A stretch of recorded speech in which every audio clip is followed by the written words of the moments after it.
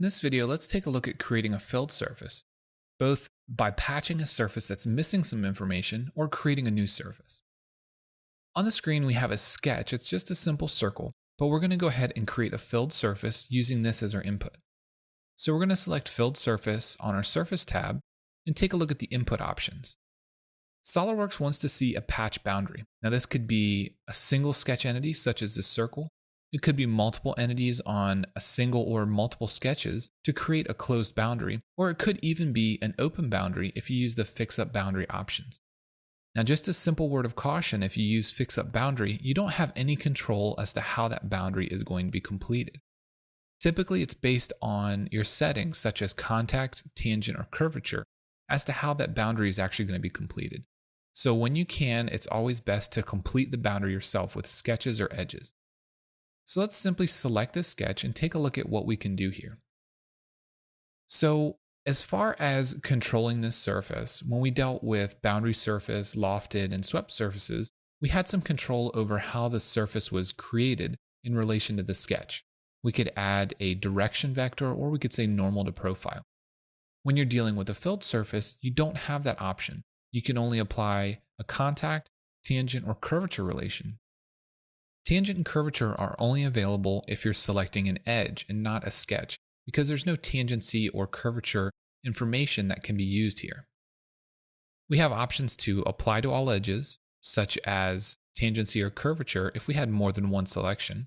We can optimize a surface, and we can show the preview, which we're looking at now.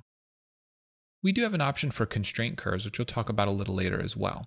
But for now, let's OK this and take a look at the planar surface that we just created. And now let's take a look at actually patching a surface that's missing some information. More times than not, the filled surface option is going to be used to patch a surface that's either missing data or it needs to be recreated with some new additional data. So as you can see here, we have a surface that has a lot of curvature to it, and it's missing some information. Whether this was accidentally omitted, maybe there were some features here that we needed to remove, or maybe we just simply need to fix some bad imported data. So let's go ahead and use filled surface, select our boundary, and take a look at what we have.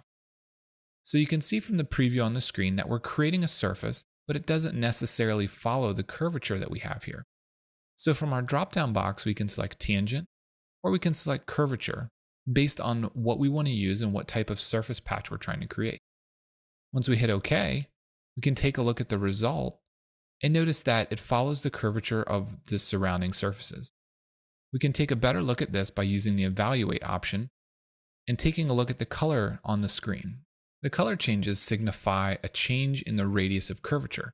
And as you can see with this patch, the curvature is consistent across the patch we created.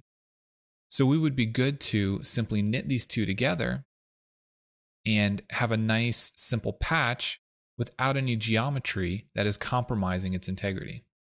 So this is a great way to recreate some information that's either been lost or needs to be created with surrounding geometry.